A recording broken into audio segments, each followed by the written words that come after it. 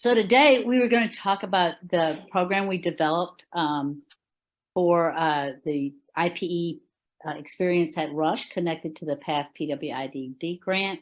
So we're calling it, it's part of, we actually have two, there's one that's connected to this grant and another program that we're referring to as Advanced Interprofessional E-Service Learning Experiences, or IEL. And this particular program, we're also calling it a pathway to excellence in collaborative practice with persons with intellectual and developmental disabilities. So I'm Sarah Ailey. I'll be one of the presenters. Dr. Odiaga, who's been talking here, is our Director of Interprofessional Education at Rush, and Amelia Bucek is our Program Coordinator Manager. So the goal, this is what we've talked about before, of the PATH-PWIDD program, was to develop and integrate high-impact learning and practice materials into the interprofessional education programs we had 5 core partner institutions. Then we said we would disseminate to an additional 30 institutions in years 4 and 5. At this point, we're up to, I think, 10. So we're ahead of the game since we're at 2.5. Let's see. We're in our 3rd year. So we're halfway through the 3rd year. So as I said, IEL stands for Advanced E-Service Learning Experiences, and as a pedagogical approach to interprofessional education and collaborative practice. We want to describe the steps that we took to develop a community-based IEL program with people with intellectual and developmental disabilities, our evaluation tools, and we're talking about, we're trying to generate a plan to implement IEL at yours or other institutions. So there are paradigm shifts taking place in health professional education to address, big one is to address social determinants of health and develop health equity. Along with that, competency-based education, interprofessional education and practice, and specific efforts to address bias. So this, I'm talking to the choir. We know that people with intellectual disabilities disproportionately face negative social determinants of health and have overall poorer health outcomes than the general population, and even poorer than people with other types of disabilities. So we worked at this, like I said, there are 2 IEL programs. One is funded by a different grant, has a little bit different trajectory. This one is working with people with intellectual disability. It's based in, we are based in experiential learning theory with service learning as a specific approach in experiential learning. And we do provide competency-based learning and targeted experiences in developing practical steps to address health issues and social determinants of health. And we have specific efforts in the course to address bias. So maybe I'll let Dr. Odiaga take over here and talk about experiential learning. Okay, well, thank you very much. A little bit about me. I'm a pediatric nurse practitioner by trade, and now I'm the Director of Interprofessional Education at Rush. So this has been really a wonderful experience and experiential learning opportunity for our students. So typically, students in class, they learn through this really didactic content that is non-experiential and doesn't have any real experiences. But with our program, we want the students to be completely engaged and immersed in experiential learning. So it requires active participation, and it also takes the students out of their comfort zone and puts them in a real world setting where they have to apply the knowledge that they learned in that didactic content. So it gives them a broader and deeper understanding of what they're learning. And a key component of experiential learning is really the reflection.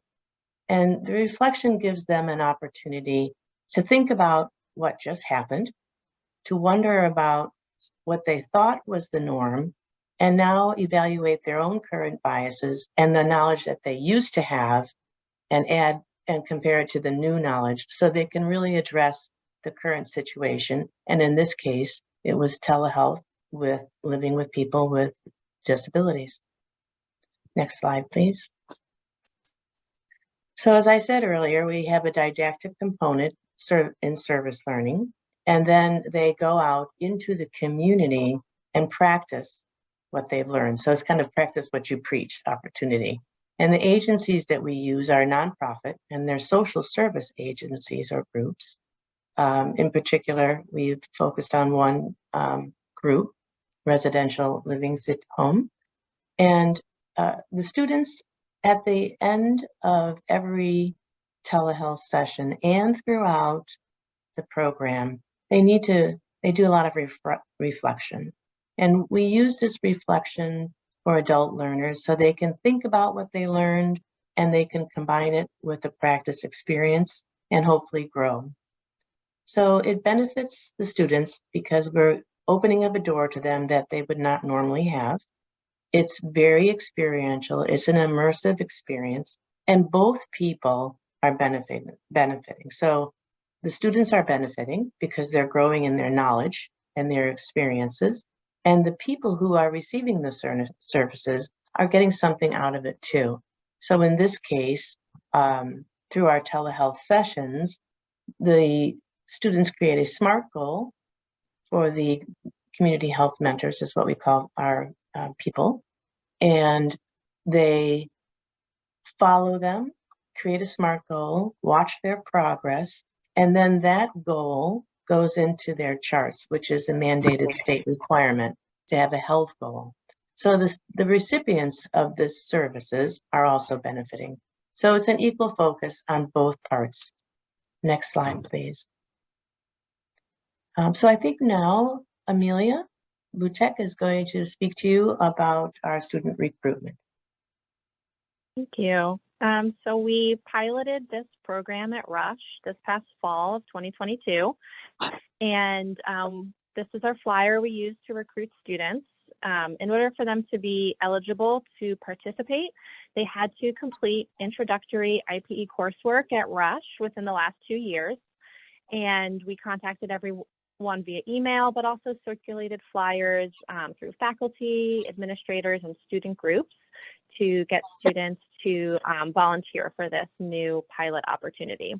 We estimated that it would take a total of 15 to 20 hours of student time split up over a 10-week experience. And we let them know that they'd be placed in an interprofessional team with other students from different professions and together conduct 3 live telehealth sessions with a person with IDD from the community. So here at Rush, it's the south and west side of Chicago. You can go to the next slide. And we, in order to recruit adults with IDD, who we refer to in this program as community health mentors, we did leverage existing relationships that our leadership had with community organizations. We worked specifically in the fall with Ada McKinley here in Chicago. And as Dr. Odiaga mentioned, there are benefits to the community members and the agency to participate in this experience with our students. Everyone was identified as either moderate to high risk through the health risk screening tool. And every community health mentor and their support person, their DSP, who would be in the sessions with them, each would receive a $20 gift card for each session. So a total of $60 per person if they completed all 3 sessions.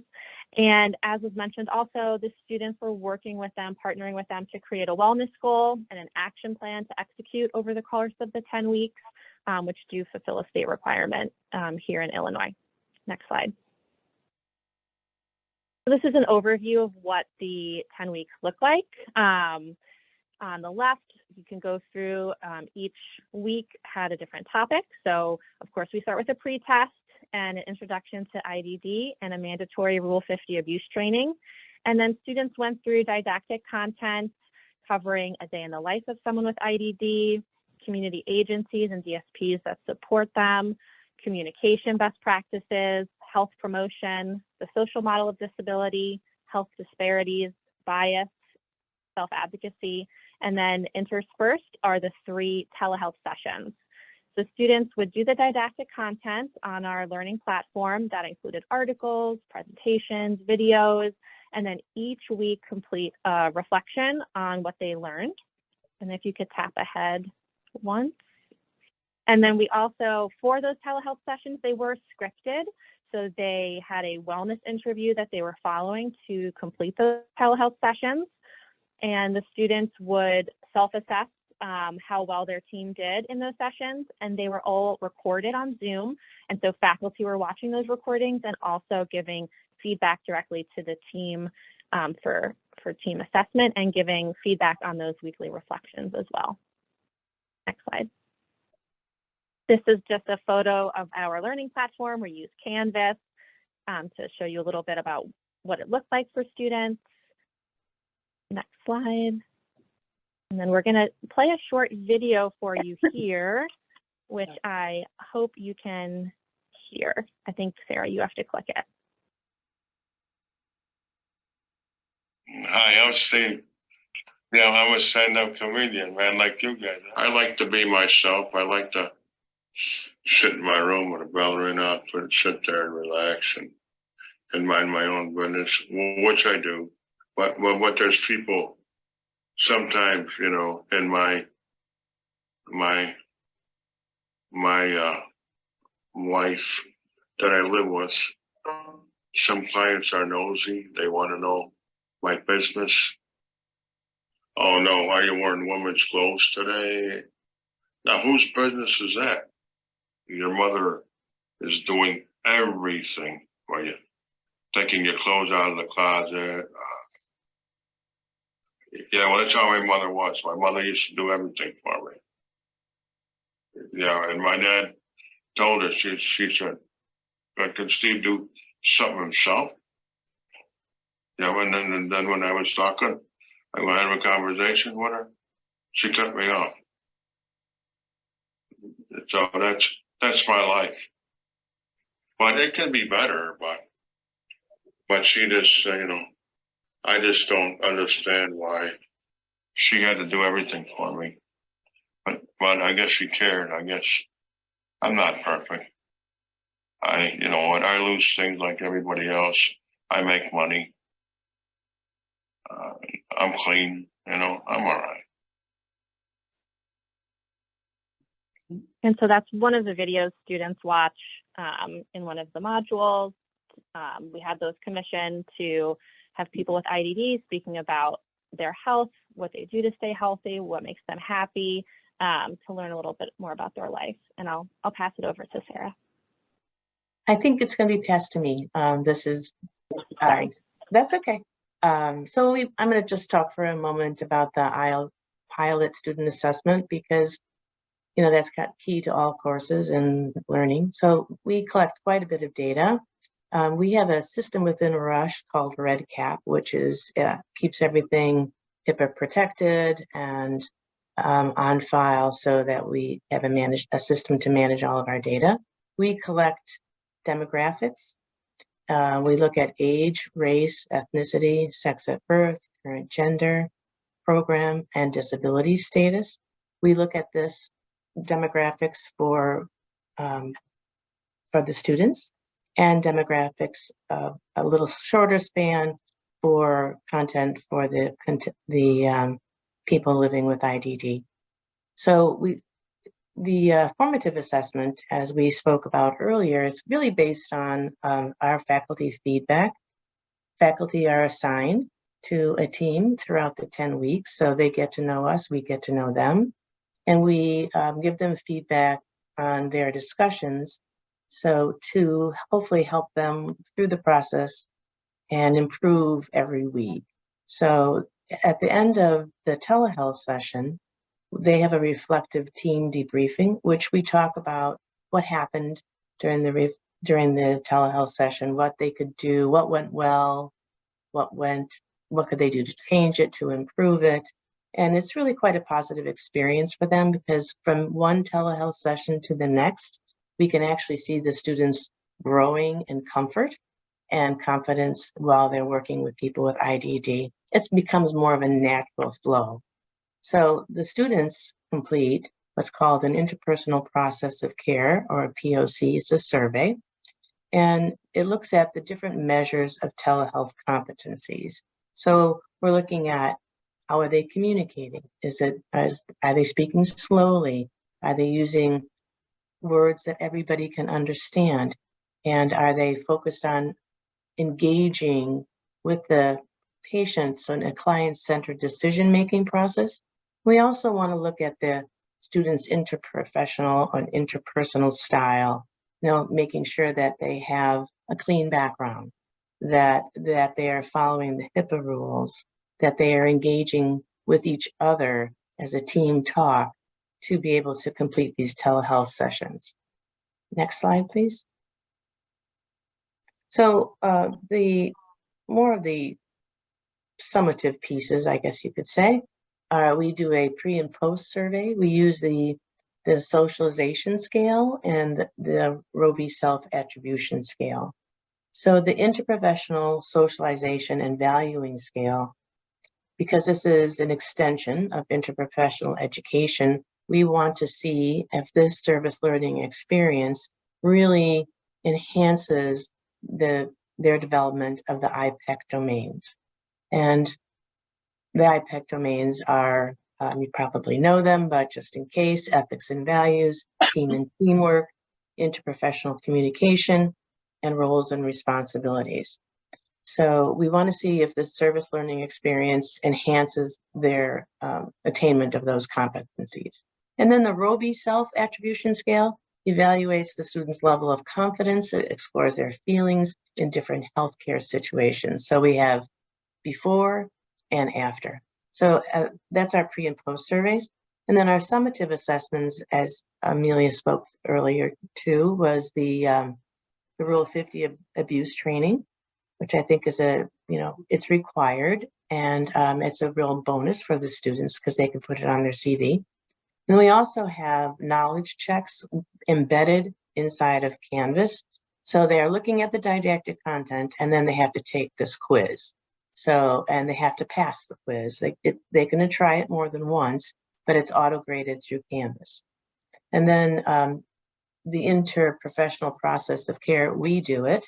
We evaluate the team. I sing team facilitators, evaluate the teams that they are connected to, and the house manager or the DSP, depending, also fills out one of the POCs at the end of the telehealth session, and the community health mentor or the person living with IDD with help from HELP fills out the process of care after their third telehealth session. So we are, we're in touch every week and monitoring their students' growth, and also making sure that the wellness goals are being attained. Next slide, please. So I believe this is Sarah's. Okay, thanks, Sarah. I'm like, I should say, in regard to evaluation, that prior to launching the course, I actually had some interns, Masters of Public Health interns working with us last summer, and they evaluated all the materials using the upstate bias checklist. I don't know if people are familiar with that. So we looked at particularly the checklist that had to do with bias, racial and ethnic bias, and bias regarding disability. So we reviewed all the materials from that perspective. We felt there's a red cap form on that it's actually, if you go on to the upstate bias checklist, they have a form you can fill out. We're actually partnered with them, so we have it in red cap at Rush. So that was filled out, and we made adjustments based on the assessment of the interns. So for the fall, we had 20 students who volunteered for this program. They were from 6 different professions. It was a diverse group with 45% identifying as ethnic minorities. They're listed here. 10% as having a disability and 20% identifying as LGBTQ. Recruited for participation, there were 7 community health mentors who had screened at moderate to high risk of health destabilization. And all the people who filled out the demographic survey of the community health mentors and staff persons identified as Black. This is what our results. I'm not sure. Anyway, this is our pilot. We went better than our second version of the pilot this spring, but in any case, the community health mentors perceived wellness. There's a wellness ladder in the 5-point scale in the first telehealth session and then in the third. So their perceived wellness went up slightly from 4.14 to 4.2. It's a 5-point scale. Future wellness went up from 4 to 4.75. Their perceived competency and comfort on the Roby self-assessment scale, and it deals with health situations with people with intellectual disability, went up statistically, that from pre-test to post-test, as did the ISVS scale. From the community health mentors and DSP evaluation of students, the community health mentors, I think we had 4 each who filled it out. 3 of the 4 said sometimes, or maybe it was the other way. It was 4. I think all of them said that sometimes students had language too hard to stand, and the DSP said rarely. So they pretty much general agreement that there was a problem with language too hard to understand. We used that to do some modifications for the second round. Plus, we put in additional didactic material and simple language. And the community health mentors said that students sometimes spoke too fast. Both groups agreed that students took their health concerns seriously and did well in partnering with the community health mentors.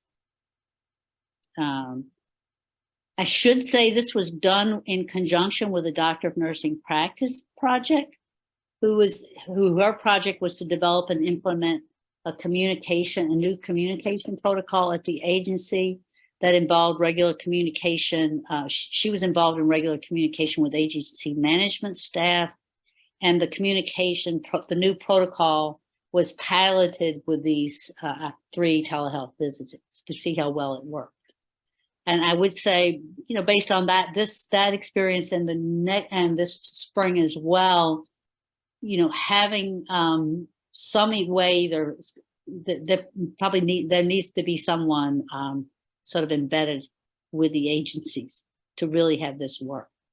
So it is I guess you could say faculty and say DNP student intensive.